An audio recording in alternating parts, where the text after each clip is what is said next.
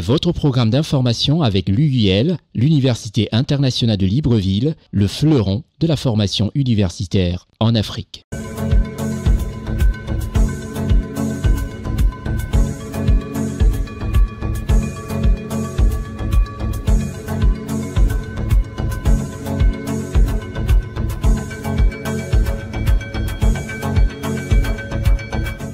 L'heure de l'information politique, le récapitulatif de la semaine. Sur votre petit écran, le Constier Week News, avec un voyage qui va nous amener aux États-Unis. Nous resterons aussi en Côte d'Ivoire, on ira au Gabon, on ira faire un tour au Sénégal, au Soudan, aux Émirats d'ailleurs, avec cette catastrophe qui a secoué toute la planète. Nous irons au Congo-Brazzaville et en Guinée-Conakry. Restez des nôtres, vous avez fait le très bon choix d'être sur ce petit écran. Ensemble, pendant une heure, nous allons décortiquer la politique panafricaine. Je suis Constieka. Tout de suite, direction les États-Unis d'Amérique, à Washington DC, où le président du Sénat de Côte d'Ivoire s'y est rendu pour vendre la destination Côte d'Ivoire à tous les niveaux. Aux États-Unis, la présidente du Sénat, Mme Kandia Camara, a brillé de mille feux à la tribune du Forum mondial des parlementaires à Washington, aux USA, portant ainsi la voix de la Côte d'Ivoire. Reportage Gérard Richard Gozo, Séverin Tchatchoua et Marcel Bassolé.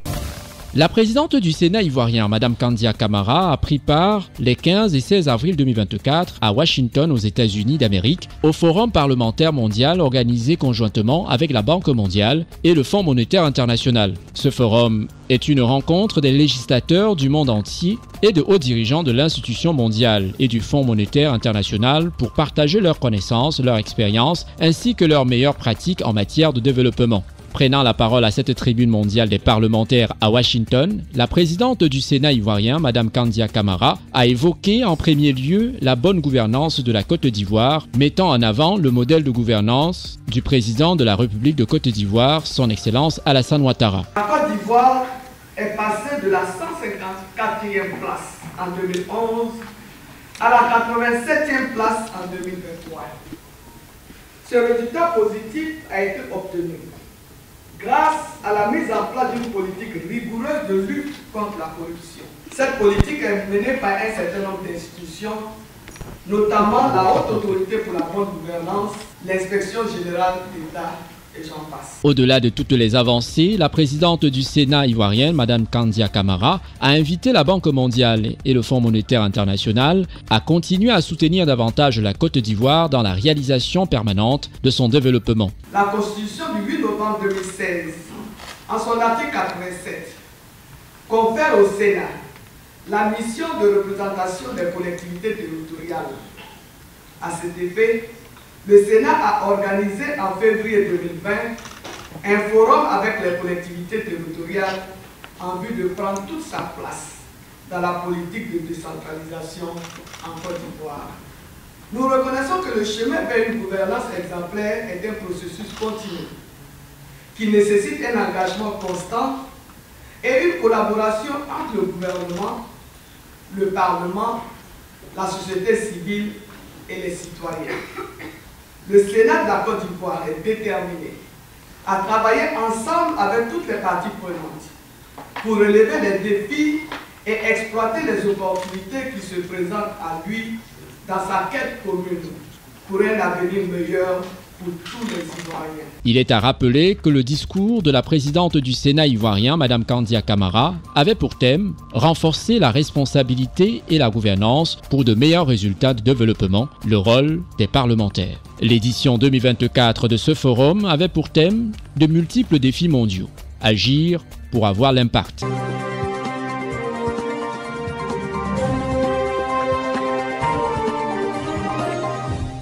Nous quittons les États-Unis, ce pays dirigé par Joe Biden, pour la Côte d'Ivoire, le pays présidé par son Excellence Alassane Ouattara. Et nous allons proposer quelque chose d'exceptionnel pour le bonheur, encore une fois, des populations de Côte d'Ivoire. L'école de police de la République de Côte d'Ivoire a désormais sa mosquée.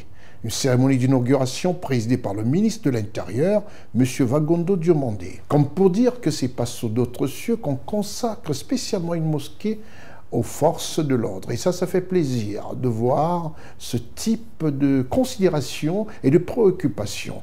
Le ministre de l'Intérieur, comme je disais tantôt, M. Wagondo Diomandé, a été à l'inauguration de cette mosquée à l'école de police de la République de Côte d'Ivoire. La nouvelle mosquée de l'école de police d'Abidjan, dénommée Chama Abdourahmane Al-Moutawa, a fait office de lieu de culte de la prière de 13h du vendredi 12 avril 2024. 30 minutes avant, le ministre de l'Intérieur et de la Sécurité, M. Wagondo Diomandé, a présidé la cérémonie d'inauguration de la mosquée de l'école de police. La nouvelle mosquée de l'école de police d'Abidjan est basée sur une superficie de 200 mètres carrés.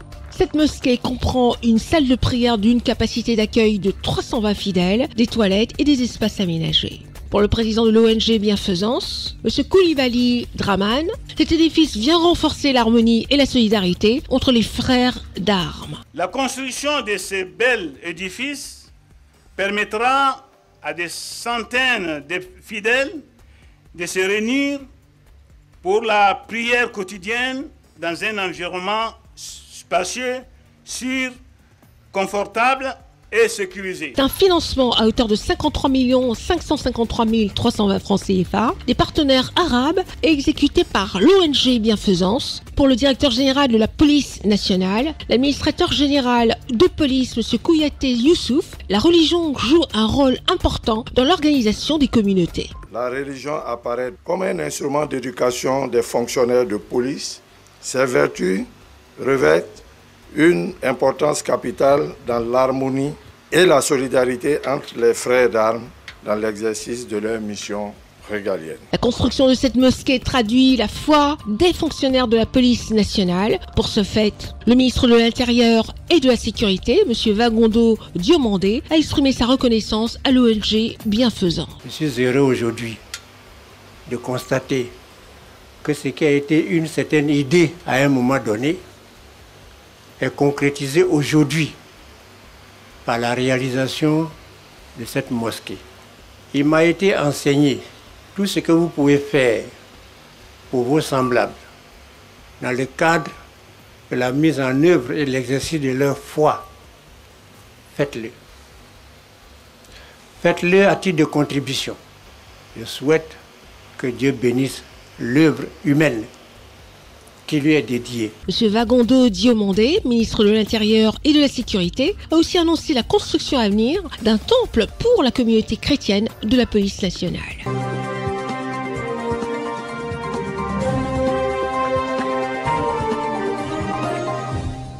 Nous allons parler du Gabon et sachez que la visite du président gabonais en Côte d'Ivoire n'a pas été de tout repos. Le président a voulu vraiment toucher du doigt tout ce qu'il avait à faire. 3 jours étaient pratiquement insuffisants. Le président de la transition gabonaise, son Excellence Brice Clotaire Oligui Nguema, est allé visiter le parc d'exposition ultra-moderne, comme d'ailleurs vous l'apercevez, de la ville d'Abidjan. Le parc des expositions d'Abidjan qui n'a rien envié au parc des pays hexagonaux. Reportage Charlotte Abdoulaye, Ousmana Koulibaly et Marcel Bassolé. Lors de sa rencontre avec le président de la République de Côte d'Ivoire, son Excellence Alassane Ouattara, le jeudi 11 avril 2024, au palais de la présidence de la République à Abidjan, le président de la transition de la République du Gabon, le général Brice Oligui Nguema, a salué le leadership de son homologue ivoirien en matière d'infrastructure. Tout au long de sa visite de travail de 72 heures en terre ivoirienne, le président de la transition de la République du Gabon, le général Brice Oligui Nguema, a visité plusieurs infrastructures de développement. La dernière en date est la visite du parc des expositions d'Abidjan le samedi 13 avril 2024. Le parc des expositions d'Abidjan est la plus grande infrastructure événementielle de l'Afrique de l'Ouest. Guidé par le ministre du Commerce et de l'Industrie, M. Souleymane Diarra-Souba, cette visite a permis à l'hôte de la Côte d'Ivoire de parcourir tous les compartiments de ce joyau architectural, notamment du bâtiment central Hall 1 de 7200 m², pouvant accueillir plus de 700 stands d'exposition. Ensuite, The Convention Center, à la forme d'une grande nef centrale et son toit en forme de couvercle de champignons. Il est bâti sur une superficie de 9000 m², doté de 5000 places assises et de 10 000 places debout. Le Convention Center est destiné aux conférences internationales, aux manifestations politiques, aux concerts artistiques et autres salons. Le parc des expositions d'Abidjan est bâti sur une superficie totale de 16 hectares. La présence du chef de l'État gabonais au parc des expositions d'Abidjan est la manifestation de sa volonté de s'inspirer du modèle ivoirien en matière d'infrastructures commerciales et événementielles dans le cadre du renforcement de la coopération entre le Gabon et la Côte d'Ivoire. À la fin de cette visite, le ministre du Commerce et de l'Industrie, M. Souleymane Dirasouba, a offert au chef de l'État gabonais, le général Brice Oligui Nguema, la maquette du parc d'exposition d'Abidjan. Cette visite s'est faite en présence des dirigeants de la PFO Africa et Abidjan Event, en charge de l'entretien et de la gestion du parc des expositions d'Abidjan, inauguré officiellement le 17 juillet 2023.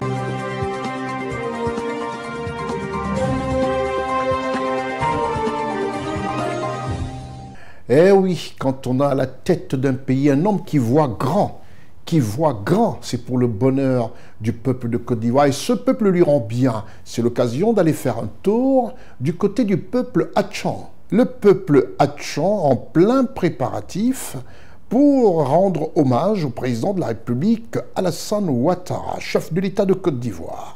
Monsieur Laurent Tchagba, ministre des Eaux et Forêts, qui préside le comité d'organisation, est allé à la rencontre des différentes commissions pour une cérémonie grandiose qu'il prévoit le 27 avril 2024. Ousmane Koulibaly, Charlotte Abdoulaye, Séverin Tchatchoua et Marcel Bassolé.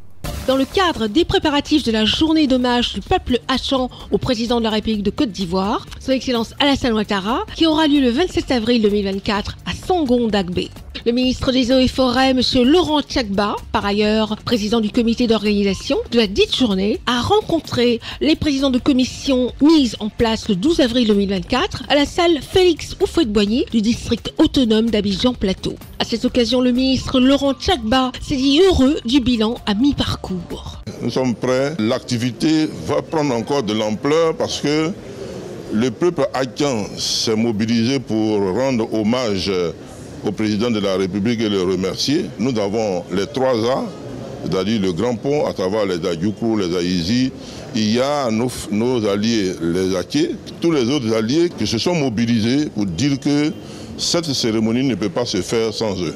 Il était important que la communauté soit informée, que nous puissions prendre des dispositions pour que cette mobilisation que nous allons réaliser soit une mobilisation contenue, organisée, pour que tout soit mis en œuvre pour que le 27, la fête soit belle. Le président du comité d'organisation a toutefois appelé les populations, autorités administratives, politiques et coutumières à l'effet de se mobiliser davantage pour que ce grand rassemblement soit une fête réussie à l'honneur du chef de l'État ivoirien, Son Excellence Alassane Ouattara. Les cadres, le peuple Hatchan et bien d'autres du district ont décidé de rendre un vibrant hommage au chef de l'État ivoirien, Son Excellence Alassane Ouattara, pour ses actions de développement à travers le district autonome d'Abidjan. Mais aussi la nomination de l'un de leurs fils à la tête du gouvernement, à savoir M. Robert Begré-Mambé.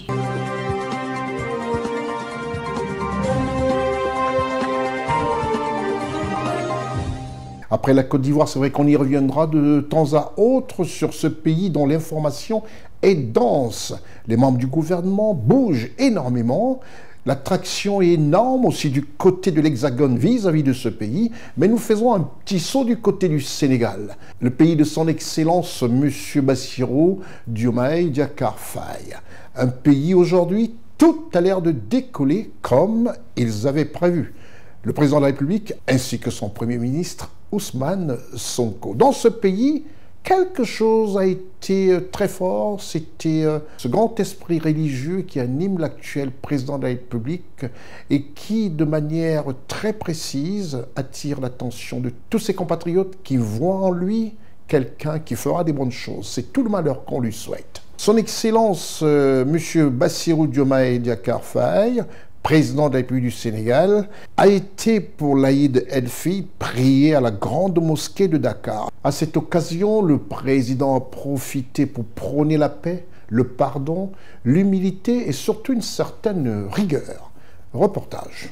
Pour perpétuer une vieille tradition à l'image de ses prédécesseurs, le chef de l'État sénégalais, son Excellence Bassirou Diomaye Faye, a effectué la prière de l'Aïd el-Fitr, marquant la fin du mois béni de Ramadan, à la grande mosquée de Dakar le mercredi 10 avril 2024. Durant son sermon, l'imam a souligné les valeurs essentielles qui doivent guider notre foi avant de prier pour le président pour la réussite de ces nouvelles missions. Cette année, la Korité intervient quelques jours après l'élection présidentielle et la prestation de serment du président de la République du Sénégal, son Excellence Bassirou Diomaye Faye. Ce serment a été chaleureusement accueilli par le chef de l'État qui s'est exprimé à la fin de la prière en présence de membres du gouvernement, des autorités religieuses et coutumières qui ont pris part à la prière. Rendre grâce à Dieu d'abord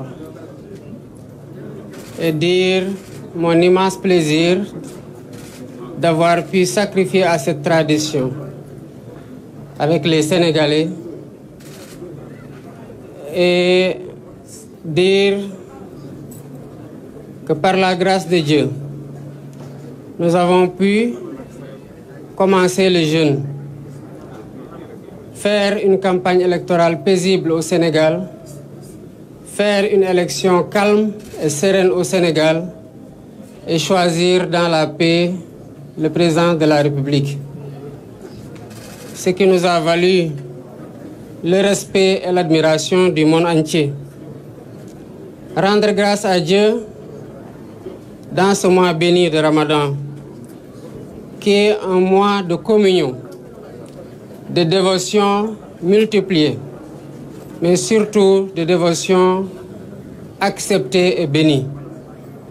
Priez que toutes ces dévotions-là soient la garantie d'un Sénégal de paix, d'un Sénégal d'unité, d'un Sénégal de cohésion sociale. Dire le pardon que j'accorde à tout le monde et demander de chacun et de chacune le pardon et demander à Dieu subhanahu wa ta'ala de nous pardonner tous et d'accepter notre jeûne et nos dévotions durant ce mois béni. Dans un Sénégal uni dans sa diversité, les ressorts sont solides et le président de la République du Sénégal, son Excellence Bassirou Diomaye Faye, a rappelé l'importance de consolider cet acquis. Le Sénégal est un pays qui est un et indivisible. Il est de notre responsabilité collective et de notre responsabilité individuelle d'entretenir ce vivre ensemble qui fait la stabilité de notre pays que le monde entier nous envie. Le Sénégal est un pays de grands hommes de Dieu, de grands hommes politiques. C'est un héritage sacré et c'est un héritage précieux que nous avons le devoir de perpétuer. Je voudrais, avant de terminer, rendre un hommage appuyé à tous ceux qui nous valent la satisfaction des titres que nos enfants remportent à l'échelle internationale dans les concours de récital du Coran. Je veux citer tous les maîtres coraniques, quelles que soient les conditions dans lesquelles ils enseignent le Coran. Je veux citer tous ces imams ratib, mais je veux surtout citer les grands hommes de Dieu, à savoir les khalifes généraux. Quelle que soit la confrérie, il reste qu'ils sont tous khalifes dans la confrérie musulmane et plus globalement dans la religion en voulant intégrer le clergé. Je voudrais saluer et rendre grâce à Dieu de leurs prières bénies qui sont le socle, le pilier fondamental qui tient ce pays-là et qui nous permet, quelles que soient les péripéties, quelles que soient les vicissitudes que nous traversons et quel que soit le point auquel le pays a été secoué, de rester debout et de finir par fasciner le monde entier. Voilà ce que je voudrais transmettre comme mot en priant pour eux, qu'Allah subhanahu wa ta'ala leur donne une longue vie, une santé de fer et continue à les laisser nous guider, nous soutenir et nous tenir à travers leurs prières bénies. Assalamu alaikum wa rahmatullah. Le chef de l'État sénégalais, son Excellence Bassirou Diomaye Faye, a également rappelé les fondements de la nation sénégalaise avant d'inviter tout le peuple sénégalais à préserver cette stabilité enviée par le monde entier. Il a également invité les Sénégalais à préserver cet héritage sacré et précieux.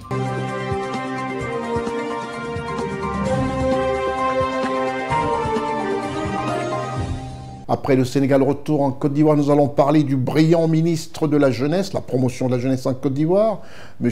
Touré Mamadou, qui a été regardé ce qu'on appelle sous d'autres cieux l'école de la deuxième chance. Le ministre de la promotion de la jeunesse, de l'insertion professionnelle et du service civique porte-parole adjoint du gouvernement, a visité le centre civique de Bembresso, un centre comme pour donner une deuxième chance à une jeunesse ivoirienne en leur disant « l'État ne vous oublie pas ». Reportage Ousmane Koulibaly, qui à bord de sa voiture s'y est rendu, et Lévite Vonan avec la post-production de Marcel Bassolet.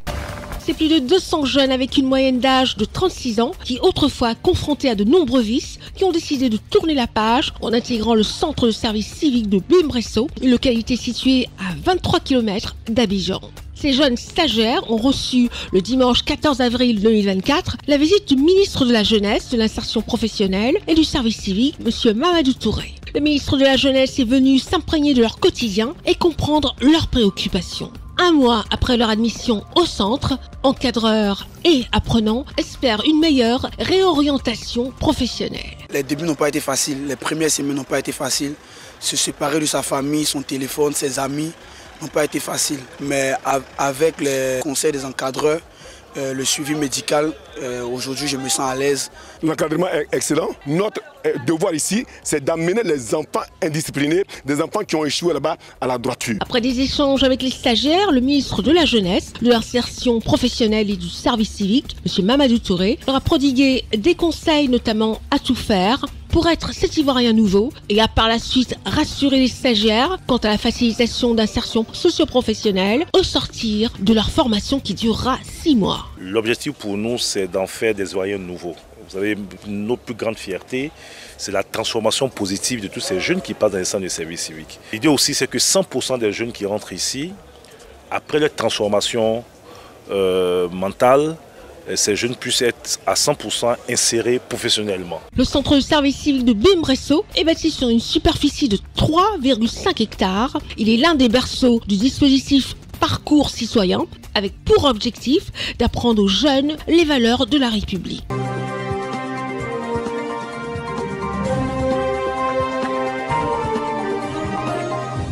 Retour toujours en Côte d'Ivoire où on va, comme ça a étayé, tout ce qu'a fait le président de la transition gabonaise. Toujours à Abidjan, il a été de part et d'autre rencontrer tous les Gabonais. C'est une particularité qu'on remarque auprès du général Brice Clotaire Oligui Nguema qui fait du B2B pratiquement. Il ne recule devant rien, veut prendre en compte toutes les préoccupations de ses compatriotes. Il a encore fait Abidjan au grand plaisir de toute la communauté gabonaise vivant en Côte d'Ivoire et l'admiration du peuple ivoirien.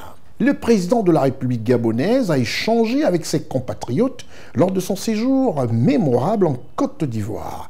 À des questions, il y a eu des réponses et des souhaits ont été à l'ordre du jour.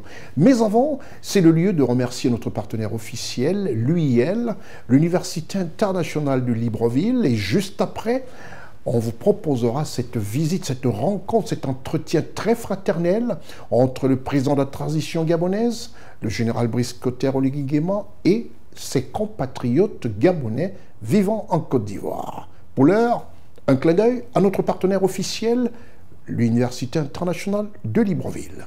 L'Université internationale de Libreville, reconnue d'utilité publique grâce à son partenariat avec l'État, est un établissement privé d'enseignement supérieur à vocation scientifique et technologique composé, entre autres, de l'École polytechnique de Libreville, de la Faculté de droit et des sciences politiques, de l'Institut international de recherche biomédicale et biotechnologie, de l'Institut supérieur de gestion et d'économie appliquée. Et sa toute nouvelle école de médecine et de pharmacie. Son ouverture sur le monde du fait de ses partenariats avec les prestigieuses universités et institutions internationales lui permettent de s'arrimer à plusieurs systèmes de formation et de délivrer des diplômes reconnus. DUT, licence, ingénieur, master recherche et professionnel, exécutive MBA, doctorat. Venez vous former à l'exécutive MBA de l'UQAM Canada au métier de l'économie, gestion, du droit et de la science politique de l'industrie médicale et pharmaceutique. Devenez technicien supérieur ou ingénieur à l'Université internationale de Libreville, le fleuron de la formation universitaire en Afrique.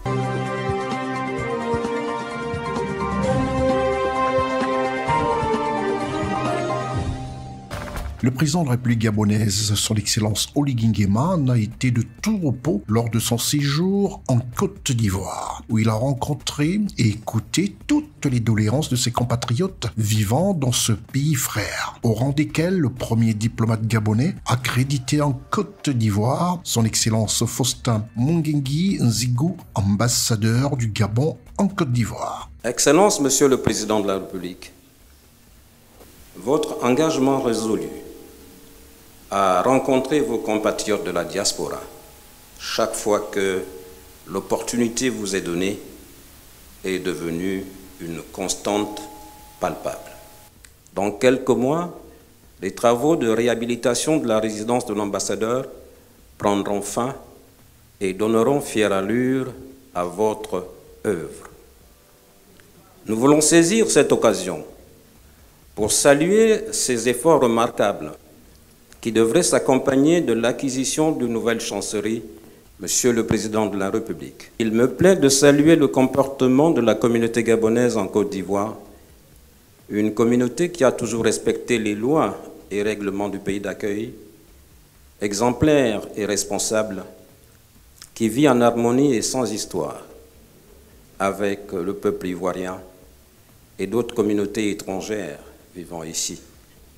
Toute chose qui honore une fois de plus notre pays, le Gabon et ses autorités. S'exprimant à son tour, Madame Bonda Carlène, porte-parole des ressortissants gabonais vivant en Côte d'Ivoire, a mis l'accent sur les difficultés au quotidien des étudiants gabonais et ceux de ses compatriotes exerçant en Côte d'Ivoire. Excellence, Monsieur le Président de la République, permettez-moi d'attirer votre attention sur les difficultés auxquelles sont confrontés les Gabonais résidant en Côte d'Ivoire. En ce qui concerne nos étudiants, nous sommes profondément préoccupés par le non-paiement des bourses scolaires depuis plusieurs mois, ainsi que par l'absence d'une couverture médicale adéquate. Nous sollicitons également votre appui pour une meilleure insertion professionnelle à l'issue de leurs études et des opportunités de stage et d'emploi au Gabon. Pour nos compatriotes exerçant en Côte d'Ivoire, nous suggérons des politiques encourageant l'entrepreneuriat ainsi qu'une accessibilité accrue au financement et à des initiatives de soutien à la création d'entreprises. Apportant une réponse à la question des bourses des étudiants gabonais en Côte d'Ivoire, le ministre des Affaires étrangères gabonais, M. Michel Régis Onangandiaï, a rassuré ses compatriotes sur le paiement de leurs bourses et a promis de prendre en compte progressivement toutes les questions posées et aspects évoqués par ses compatriotes.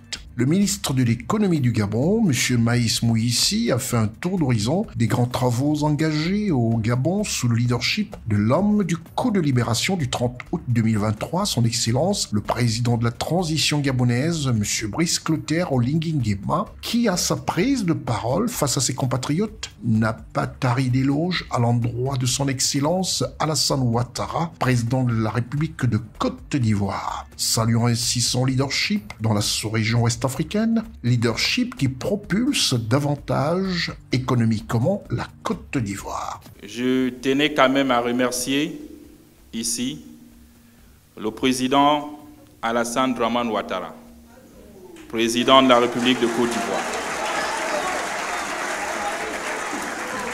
pour cette visite d'amitié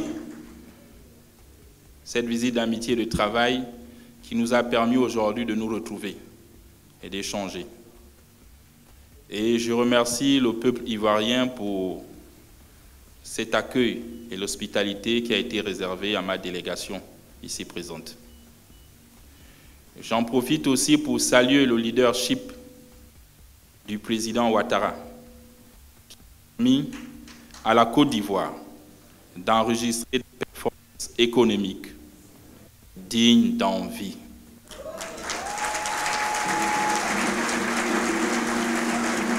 Le chef de l'État gabonais, son Excellence Brice Clotaire Oligui Nguema, s'est réjoui de l'excellent témoignage qui lui a été fait quant au comportement de ses compatriotes gabonais en Côte d'Ivoire, tout en apportant quelques réponses et traduire sa reconnaissance à ses compatriotes sur leur attitude en Côte d'Ivoire et rassurer les étudiants gabonais sur le paiement de leur bourse. Je suis fier de cette communauté gabonaise en Côte d'Ivoire.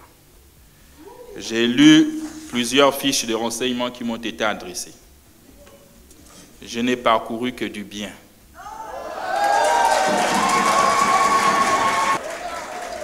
Avec le président Ouattara, nous avons échangé en toute liberté. De savoir qu'ici, en Côte d'Ivoire, les Gabonais se portent bien et qu'à Libreville, les Ivoiriens également se portent bien et qu'ils se sentent chez eux. C'est surtout ce qui m'a le plus réjoui. Je comprends vos problèmes. Vous avez parlé de bourse. Mais quand je me déplace quelque part, je me rassure. Peut-être qu'on n'a pas la même information ou qu'on n'a pas la bonne information. Vos bourses sont depuis longtemps payées à BGFI Sénégal. Et je sais ce que je dis. La difficulté qui réside, c'est qu'ici, nous n'avons pas une banque gabonaise pour faciliter les transferts. Oui, mais les bourses sont payées à BGFI Dakar. Donc il va falloir les transférer pour BGFI Abidjan. Je demande à beaucoup de Gabonais qui ne font rien à l'étranger de rentrer chez eux. Je demande également à cette diaspora qui a de l'expérience de rentrer. Ce fut une belle rencontre entre le chef de l'État gabonais, son Excellence Brice Clotaire Oligui Nguema, et ses compatriotes vivant en Côte d'Ivoire.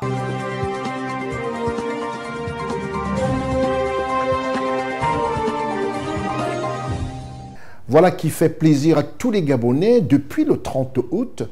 Cette méthode d'aller vers ses compatriotes, les rencontrer, essayer un peu de recueillir leurs souhaits, leurs désirata, et aussi avec ce dialogue national qui suit son cours du côté de Libreville, au Gabon. Nous souhaitons simplement bon vent à ce dialogue national et surtout au président de transition qui a mené une autre forme de faire de la politique et qui plaît énormément à ses compatriotes. Je vous retrouve juste après la réclame. Retour en Côte d'Ivoire. Il est temps ici de rappeler aux uns et aux autres que la brillante réussite des Jeux de la francophonie en Côte d'Ivoire avait été sous l'égide de l'actuel Premier ministre de la République de Côte d'Ivoire, à savoir M. Robert Begré-Mambé. Et toujours lui a été un tout petit peu, pour ne pas dire derrière la canne. Dieu merci, nous l'avons brillamment mérité, cette canne.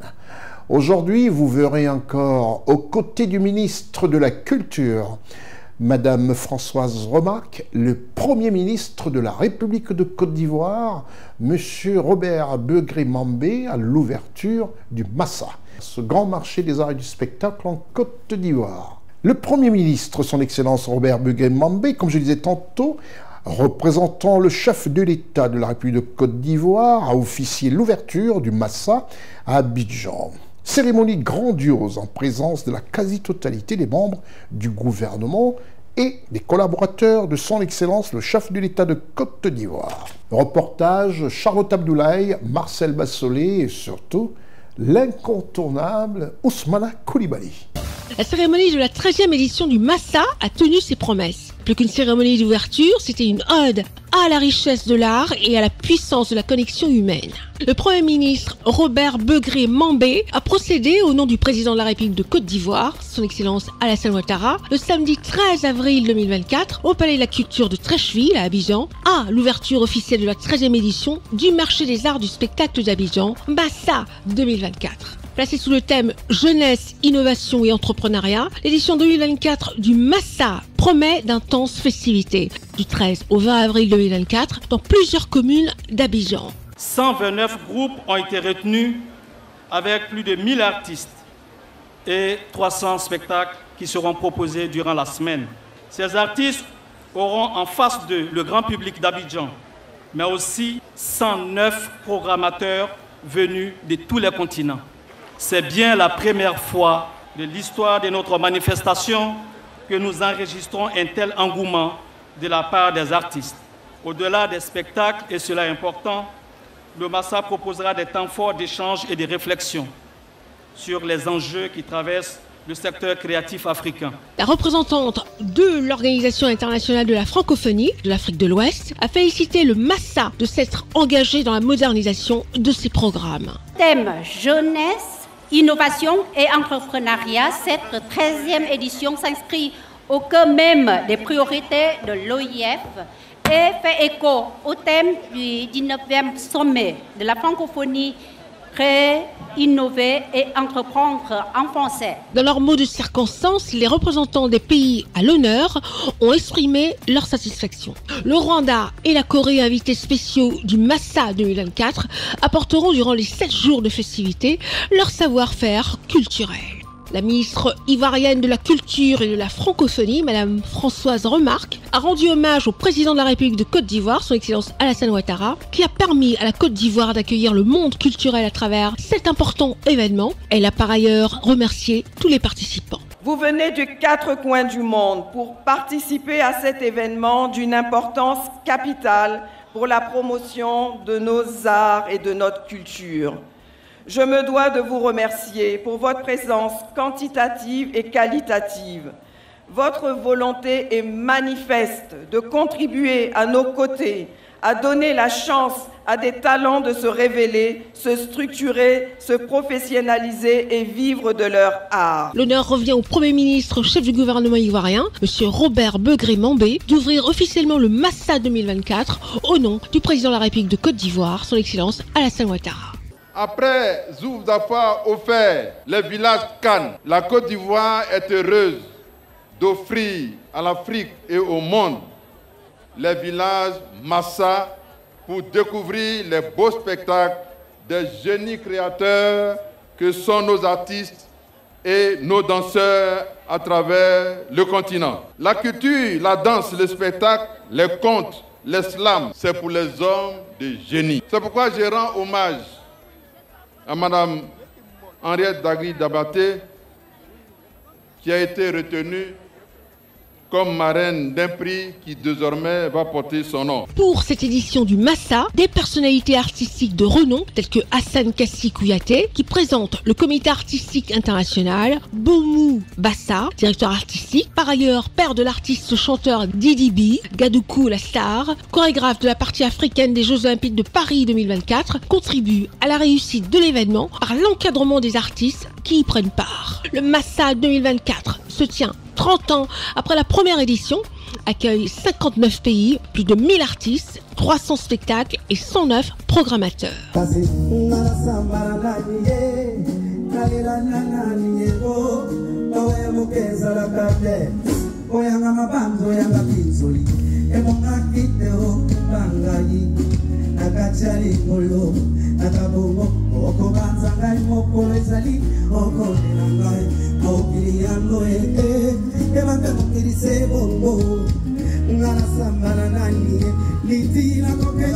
Ce Massa 2024 au serviteur d'Okono Francis ou CNN depuis le palais de la culture. Le Massa est ouvert ici. Voilà.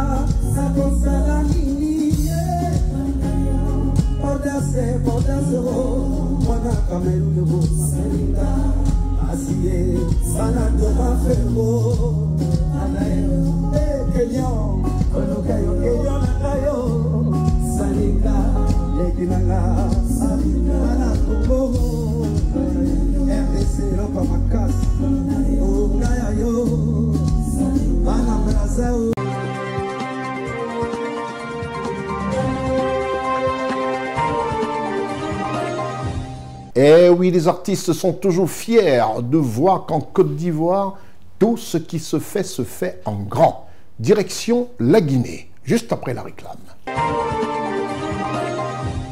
Nous allons en Guinée pour voir un tout petit peu aussi ce qui se passe dans ce pays présidé par son Excellence Mamadi Doumbouya, président de la République de la Guinée-Conakry. Des Chinois ont les yeux rivés sur la Guinée-Conakry. Des consortiums, pour ne pas dire des grandes entreprises chinoises, à l'exemple du groupe China Bound, qui a séjourné à Conakry et reçu par le président de la République, son Excellence Mamadi Doumbouya. À Conakry, Charlotte Abdoulaye nous fait un reportage aux côtés de Séverin Tchatchoua et Marcel Bassolé à la post-production. Le président de la République de Guinée, le général Mamadi Doumbouya, a accordé une audience à M. Wu Wangming, président du groupe China Baowu, le vendredi 12 avril 2024 au palais Mohamed V. La délégation conduite par M. Wu Wangming, président du groupe China Baowu, a été introduite auprès du président de la République de Guinée, le général Mamadi Doumbouya, par le président du comité stratégique de suivi du projet Simandou, également ministre directeur du cabinet de la présidence, M. Djiba Diakité. Les échanges ont porté sur divers aspects, tels que la création d'emplois pour les jeunes Guinéens, la garantie juridique des accords signés et le respect des normes environnementales. Le chef de l'État guinéen, le général Mamadi Doumbouya, a réaffirmé sa détermination à assurer le succès de ce projet pour le bien-être de la nation, a indiqué au sortir de l'audience le ministre secrétaire général et porte-parole de la présidence de la République de Guinée, le général Amara Camara. Le groupe Bao, mais cela c'était dans la continuité des travaux qui ont été déjà faits. Vous vous souviendrez qu'il y a exactement 2 semaines, avec les partenaires industriels, on a achevé le closing après 2 années de lourds et intenses travaux. Et c'était sous la vision et même les orientations du chef de l'État que ce travail a été rendu possible. Donc c'était l'occasion pour le groupe Bao de venir réitérer au chef de l'État clairement la volonté ferme du groupe Bao de respecter ses engagements, de faire les travaux conformément aux engagements qu'ils ont pris, mais également remercier l'excellence de la vision du chef de l'État par rapport au projet Simandou et lui dire tout le respect et tout l'honneur qu'il les a fait en permettant au groupe Bao effectivement de prendre place à la table des industriels. Vous vous souviendrez que le groupe Bao est effectivement le plus grand groupe mondial en matière de fer. Donc c'est également un honneur et un plaisir pour le président de recevoir ce groupe. Et l'occasion a été mise à profit effectivement de parler stratégiquement de ce grand projet, mais également saluer et remercier l'excellence des relations entre les 2 pays. Et chacune des parties a mis le moment à profit pour réitérer encore une fois les engagements fermes que le projet Simandou va se passer conformément à tout ce qui a été mis sur le papier et pour le bonheur de chacune des parties. M. Wu Wangming, président du groupe China Baowu, a loué les efforts du président de la République, son Excellence le général Mamadi Doumbouya, chef suprême des armées, pour faire aboutir ce gigantesque projet. La rencontre avec son Excellence, Monsieur le Président, donne un grand élan pour le projet Simandou. Sous l'implication du président de la République, nos travaux préliminaires ont bien progressé. C'est un moment crucial pour la continuation du projet. La rencontre avec Monsieur le Président a été un énorme coup de pouce pour le projet Simandou. Ce projet est un projet que nous sommes déterminés à réaliser au profit du peuple guinéen. C'est aussi un coup de pouce pour le développement social et économique de la Guinée. Ce projet a joué un rôle important de la promotion des échanges amicaux et de la coopération entre la Guinée et la Chine. Sous la vision et le leadership du président de la République de Guinée, le général Mamadi Doumbouya, la Guinée est sur le point d'inaugurer une nouvelle ère de prospérité et de développement avec le projet Simandou. Grâce à un engagement sans faille envers la transparence, la responsabilité sociale et environnementale, ce projet promet de transformer positivement la vie des Guinéens et de contribuer au développement durable du pays.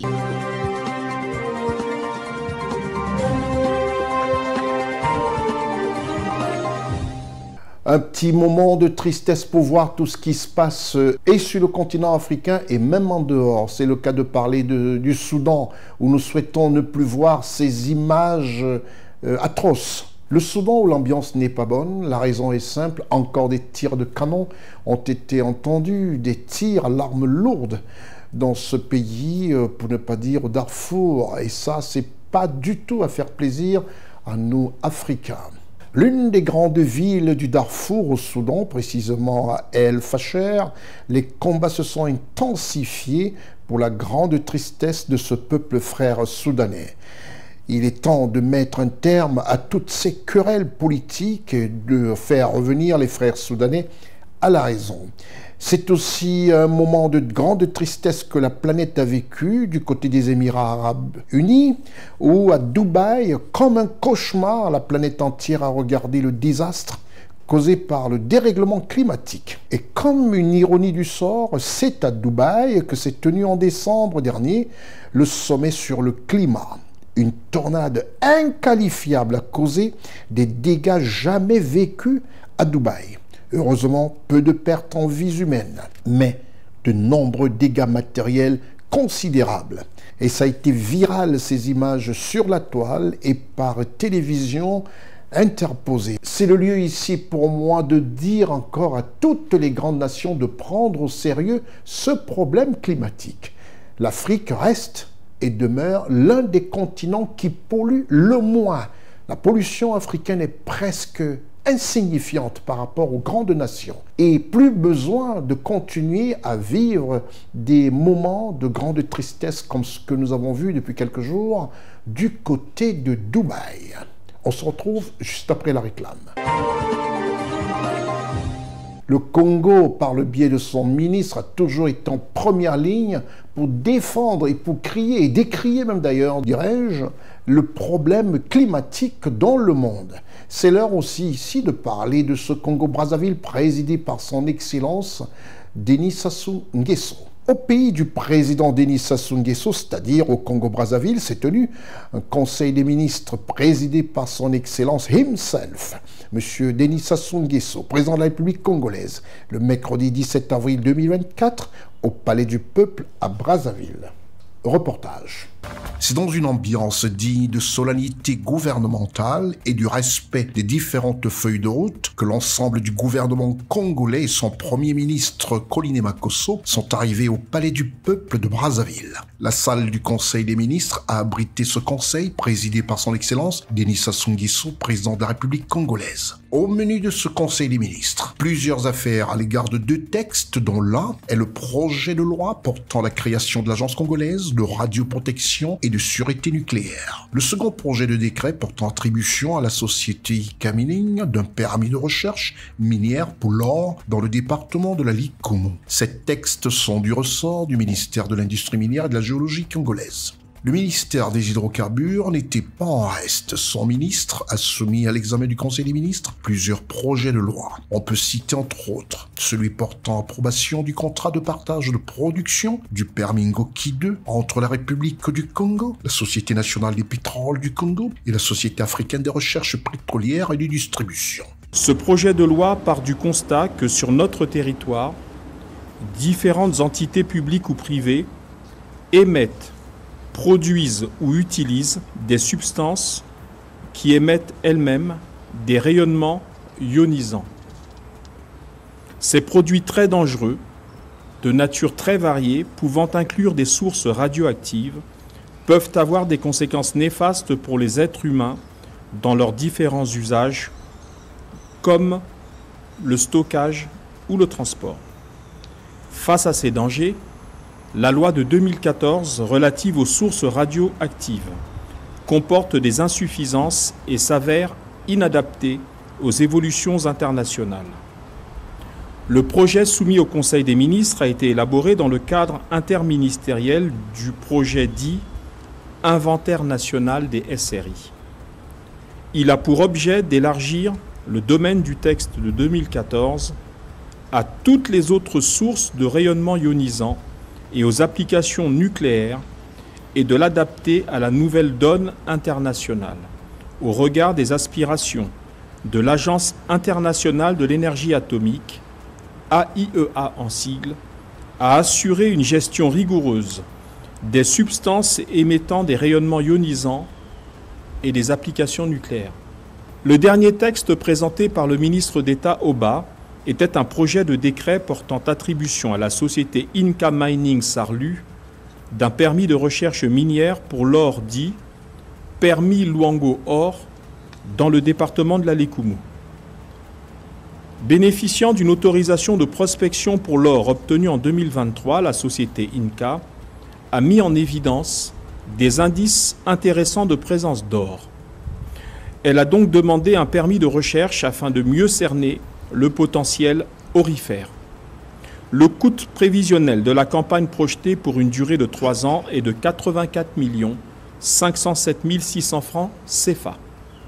Après examen et discussion, le Conseil des ministres a adopté le projet de décret portant attribution à la société Inca Mining Sarlu d'un permis de recherche minière pour l'or, dit permis Luango Or, dans le département de la Lékoumou.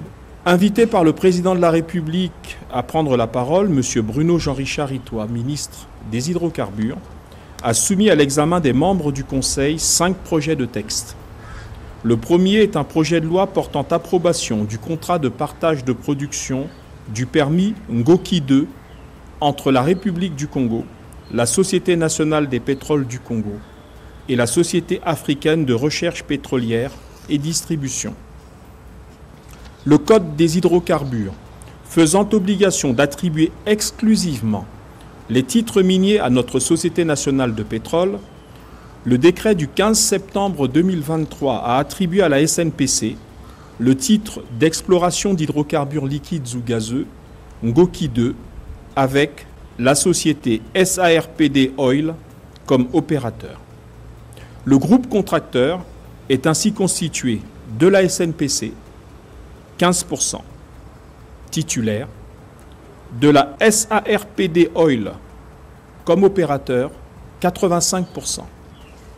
Un contrat de partage de production a été conclu entre la République du Congo et ces deux sociétés pour 3 périodes d'exploration qui totaliseront 10 ans. Le coût total des travaux d'exploration est estimé à 200 millions de dollars américains. Il est à noter qu'à ce Conseil des ministres du 17 avril 2024 du gouvernement Koliné Kosso, présidé par son Excellence Denis Sassou Nguesso, chef de l'État congolais, il y a eu entre autres des discussions des projets portant sur les projets des décrets modifiant certaines dispositions du décret numéro 2012-698 du 6 juin 2012 portant statut particulier du personnel universitaire de l'université Mariangwabi, présenté par le ministère de l'Enseignement supérieur. Madame le professeur Emmanuel Néadouki Delphine Edith, ministre de l'Enseignement supérieur, de la Recherche scientifique et de l'Innovation technologique, a soumis à l'examen du Conseil un projet de décret modifiant certaines dispositions du décret numéro 2012-698 du 6 juin 2012 portant statut particulier du personnel de l'université Mariangwabi. La loi numéro 68-2022 du 16 août 2022 portant statut général de la fonction publique modifie les dispositions de la loi numéro 021-89 du 14 novembre 1989 portant refonte du statut général de la fonction publique, notamment en son article 256 relatif à l'âge de la retraite des fonctionnaires. Ces nouvelles dispositions ne s'appliquent pas automatiquement au personnel relevant de statuts particuliers, à l'instar du personnel de l'université Mariangwabi.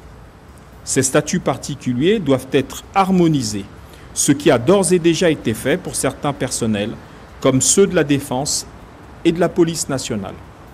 C'est dans ce contexte et après la décision du comité de direction de l'université Mariangwabi que le présent décret est soumis à l'examen du Conseil des ministres. Le projet de décret fixe la limite d'âge d'admission à la retraite des agents relevant du statut particulier d'université Mariangwabi selon les catégories ainsi qu'il suit: personnel administratif, technique, ouvrier et de service. 65 ans pour les agents de la catégorie 1. 63 ans pour les agents de la catégorie 2. 60 ans pour les agents de la catégorie 3. Pour ce qui concerne le personnel enseignant, 70 ans pour les maîtres assistants, maîtres de conférences et les professeurs titulaires. 65 ans pour les assistants. Le présent projet de décret entrera en vigueur à la date de sa signature. Après examen et discussion, le Conseil des ministres a adopté le projet de décret modifiant certaines dispositions du décret numéro 2012-698 du 6 juin 2012 portant statut particulier du personnel de l'Université Marien Ngouabi. Enfin, le Conseil des ministres a suivi 2 communications. La première communication était relative à la participation de la République du Congo à la 45e session du groupe de travail de l'examen périodique universel, EPU en sigle. Cette communication a été présentée par M. Aimé-Ange Wilfried Bininga, garde des Sceaux, ministre de la Justice, des Droits humains et de la promotion des peuples autochtones. On a aussi évoqué à ce Conseil des ministres, présidé par son Excellence Denis Sassou Nguesso, chef de l'État congolais, la participation du Congo à la 45e session du groupe de travail de l'examen périodique universel et aux compétitions sportives internationales.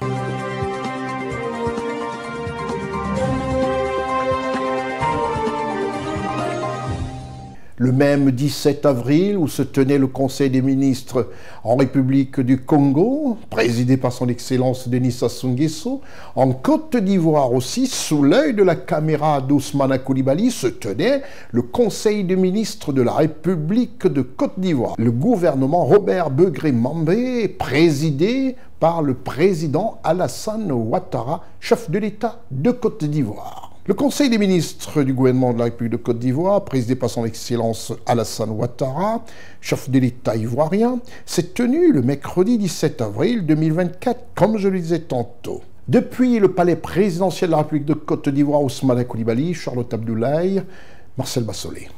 Le Conseil des ministres du 17 avril 2024 s'est tenu à la présidence de la République de Côte d'Ivoire à Abidjan, en présence de son Excellence Alassane Ouattara, chef de l'État de Côte d'Ivoire. Ce Conseil des ministres d'1h30 d'horloge s'est focalisé sur 12 mesures générales, composées de 3 projets de loi et ordonnances et de 9 projets de décret, des mesures individuelles et de 3 communications.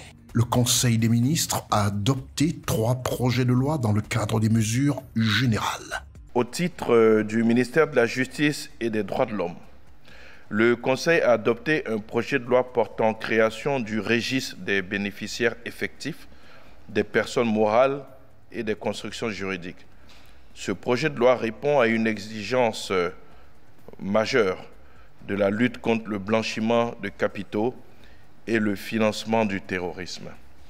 Il met en place un dispositif d'identification minutieuse des partenaires d'affaires et surtout des personnes qui, en dernier lieu, exercent un contrôle effectif sur les personnes morales, connues sous la dénomination de bénéficiaires effectifs.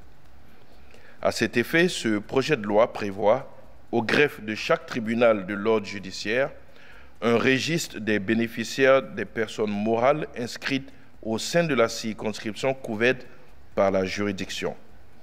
Un registre central des bénéficiaires effectifs des personnes morales et des constructions juridiques prévu au greffe du tribunal du commerce d'Abidjan regroupera toutes les données nationales en vue de s'assurer de la disponibilité en temps utile de ces informations et de garantir corrélativement la transparence et la sécurité du milieu des affaires. Des projets de décret au titre du ministère des Mines, du Pétrole et de l'Énergie, en liaison avec le ministère des Finances et du Budget, ainsi qu'au titre du ministère des Finances et du Budget, en liaison avec le ministère des Mines, du Pétrole et de l'Énergie. Le premier décret porte sur l'approbation de la convention de concession pour la conception, le financement, la construction, la détention en pleine propriété, l'exploitation et le transfert d'une centrale solaire de 52 MW crête à Sokoro, dans la sous-préfecture de Ferkessé-Dougou, dénommée Convention Ferké Solar. Les 5 autres décrets portent chacun attribution d'un permis de recherche minière, dont 4 valables pour l'or, respectivement aux sociétés Chologo Exploration SA dans les départements de Niakarama, Dogo et Korogo. Le 6e décret adopté par le Conseil au titre donc, du même ministère est quant à lui relatif à l'attribution d'un permis de recherche valable pour l'ilménite, le rutile, le zircon, la silimanite, ce sont des métaux rares, à la société Silo Minéral Côte d'Ivoire dans les départements de San Pedro et de Tabou. Le Conseil des ministres a aussi statué sur les mesures individuelles au titre du Premier ministre, chef du gouvernement, ainsi qu'au titre des ministères des Affaires étrangères, de l'intégration africaine et des Ivoiriens de l'extérieur. Le Conseil a adopté une communication relative au compte-rendu des délibérations du comité chargé de l'examen des projets de nomination et des projets d'organigramme des départements ministériels qui s'est tenu le 4 mars et le 12 avril 2024. Ainsi, sur proposition du ministre des Finances et du Budget, en liaison avec les ministères techniques concernés, sont nommés en qualité de directeur des affaires financières dans les départements ministériels énumérés ci-après. Ministère des Mines, du Pétrole et de l'Énergie, M. Doucouré Lassiné. Ministère des Affaires étrangères, de l'intégration africaine et des Ivoiriens de l'extérieur, M. Nguessan Kwaku Hippolyte. Ministère de la Transition numérique et de la digitalisation, M. Aka Kwasi Alexis. Ministère délégué auprès du ministère des Affaires étrangères, de l'intégration africaine et des Ivoiriens de l'extérieur, chargé de l'intégration africaine et des Ivoiriens de l'extérieur, M. Dro Dosso. Ministère délégué auprès du Premier ministre, ministère des Sports et du cadre de vie, chargé des Sports et du cadre de vie, M. Koulibaly Kassoum. En outre, sur proposition du ministre des Finances et du Budget, est nommé M. Sissé Abdul Kader en qualité de comptable général à la Direction générale du Trésor et de la comptabilité publique. Enfin, s'agissant des communications, au titre du ministère des Mines, du Pétrole, de l'Énergie, au titre du ministère des Finances et du Budget, en liaison avec le ministère des Affaires étrangères, de l'intégration africaine et des Ivoiriens de l'extérieur. Au titre du ministère des Mines, du Pétrole et de l'Énergie, le Conseil a adopté une communication relative à l'institutionnalisation du Salon international des ressources extractives et énergétiques, le CIREX, et à l'organisation de l'édition 2024. Au titre du ministère des Finances et du Budget, en liaison avec les ministères concernés, le Conseil a adopté une communication relative à l'adhésion de la Côte d'Ivoire à la Banque européenne pour la reconstruction et le développement, la BERD, qui a décidé depuis fin 2023 d'étendre ses opérations en Afrique subsaharienne. Le Conseil a donné son accord pour l'adhésion de notre pays à l'accord portant création de la BERD et a instruit les ministres concernés à l'effet de prendre les dispositions appropriées pour permettre à la Côte d'Ivoire de tirer profit des financements importants réservés aux projets structurants des pays éligibles. Au titre du ministère délégué auprès du ministère des Affaires étrangères, de l'intégration africaine et des Ivoiriens de l'extérieur, chargé de l'intégration africaine et des Ivoiriens de l'extérieur. Au titre du ministère délégué auprès du ministère des Affaires étrangères, de l'intégration africaine et des Ivoiriens de l'extérieur, chargé de l'intégration africaine et des Ivoiriens de l'extérieur, en liaison avec le ministère des Affaires étrangères, de l'intégration africaine et des Ivoiriens de l'extérieur, le Conseil a adopté une communication relative à la participation de la Côte d'Ivoire à la cérémonie d'investiture du nouveau président de la République du Sénégal. Une délégation de haut niveau, conduite par le vice-président de la République de Côte d'Ivoire, a pris part à la cérémonie d'investiture du nouveau président sénégalais, son Excellence M. Bassirou Diomaye Faye, tenue le 2 avril 2024 à Diamniadio, au Sénégal. À l'issue de la cérémonie d'investiture, le vice-président de la République a réitéré les félicitations chaleureuses de Monsieur le Président de la République et du peuple de Côte d'Ivoire au nouveau Président de la République du Sénégal, tout en lui souhaitant plein succès dans l'exercice de ses charges éminentes au service du peuple frère du Sénégal. C'est à 12h30 le mercredi 17 avril 2024 que s'est achevé ce Conseil des ministres présidé par son Excellence Alassane Ouattara, président de la République de Côte d'Ivoire, chef de l'État. Prochain Conseil des ministres le 8 mai 2024.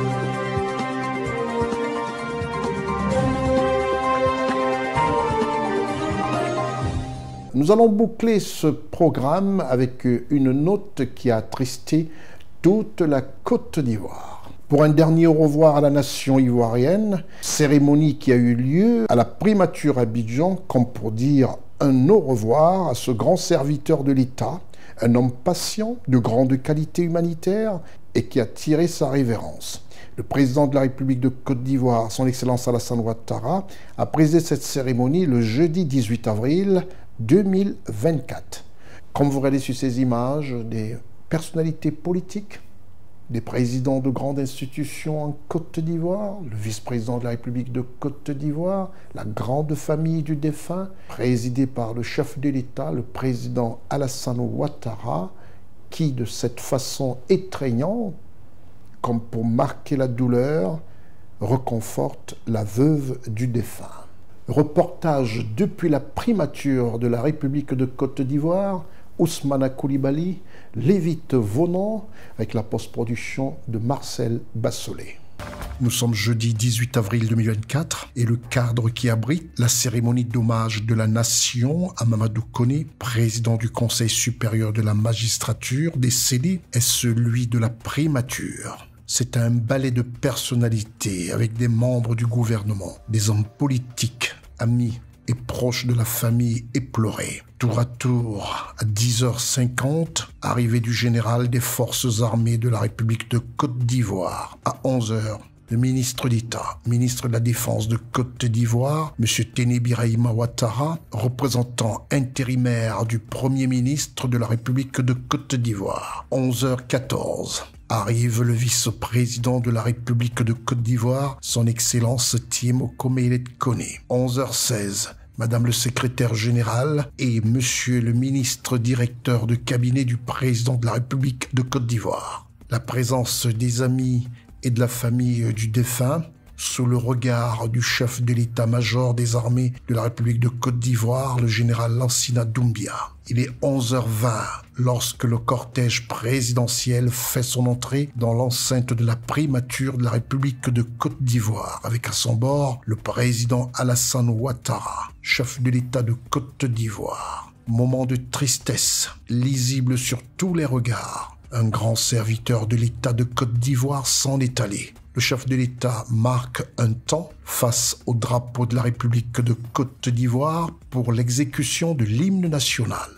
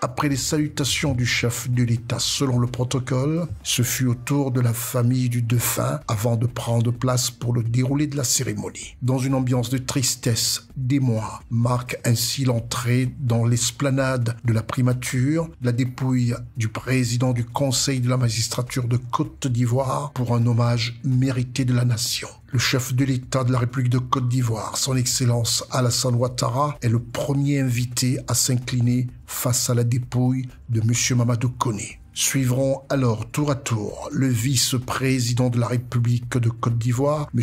Thémo-Komele Kone, le ministre d'État, ministre de la Défense et représentant intérimaire du Premier ministre, M. Tédé Birahima Ouattara, le président de l'Assemblée nationale de Côte d'Ivoire, l'honorable Adama Bictogo, la présidente du Conseil constitutionnel, le magistrat en hiérarchie, Mme Chantal Nanaba Camara, et le président de la Cour de cassation, M. Joachim Youa Kofi, le président de la Cour des comptes et le président du Conseil économique, social et environnemental, le président du Conseil d'État et le médiateur de la République, Monsieur le grand chancelier de l'Ordre national de Côte d'Ivoire et Madame la grande chancelière honoraire, le président de la commission électorale indépendante et Monsieur l'inspecteur général d'État, Monsieur le président de la Haute Autorité de la Bonne Gouvernance et Madame la représentante de la présidente du Sénat, Messieurs les anciens premiers ministres, Monsieur l'ancien président d'institution.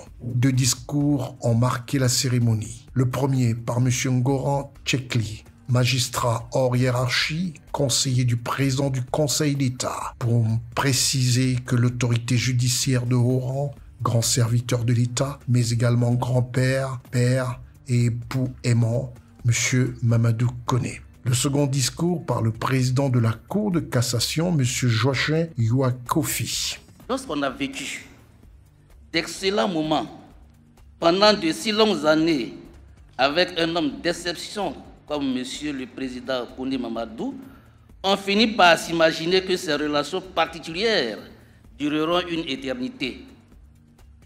Mais on revient aussitôt à la triste réalité lorsque, comme recevant un coup de massue sur la tête, on apprend que cette personne aussi talentueuse que compétente vient de tirer sa révérence. On aurait voulu qu'elle vive aussi longtemps pour continuer à irriguer ses relations avec sa source de connaissances, d'humanisme inépuisable. Malheureusement, il faut revenir à l'évidence. Après avoir lutté pendant plusieurs mois et discrètement contre la maladie, l'éminent juriste et homme d'État, Kone Mamadou, nous a tout aussi discrètement quitté pour rejoindre le royaume des esprits. Merci pour tout ce que vous avez fait pour mon grand frère, pour mon parrain, pour mon mentor. Je vous remercie. Partez et Kone, le cœur léger. Vous avez fait votre part et votre souvenir restera à jamais gravé dans nos cœurs. Bon voyage, Monsieur le Président. Bon voyage, chers frères.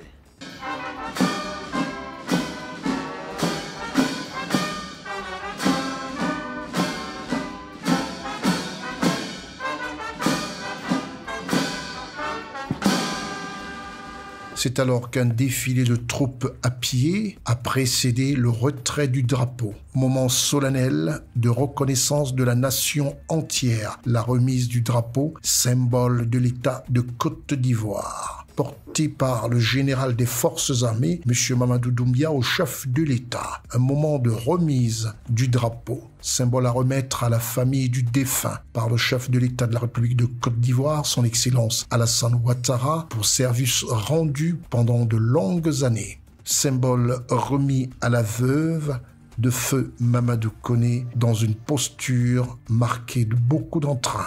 Ensuite s'en est suivi la remise de la dépouille à la famille, comme pour dire adieu à M. Mamadou Kone. Vous aurez servi la Côte d'Ivoire. Toute la nation ivoirienne et son chef d'État Alassane Ouattara au premier plan vous disent adieu. Repos éternel.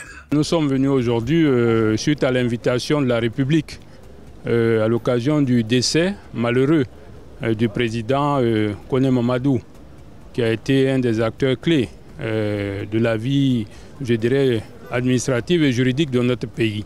Il était important que le Front populaire ivoirien, dans l'approche républicaine, vienne et réponde à cet hommage-là. Très humaniste, mais en permanence faire valoir la justice. C'était un homme droit, rigoureux, et qui a été, je dirais, le mentor de beaucoup. Et aujourd'hui, mon secrétaire général à l'Assemblée nationale était son chef de cabinet. Il était mon juriste. À chaque fois, devant chaque situation, à chaque fois que de besoin, où l'état de droit, où le droit devait s'exprimer, je l'appelais.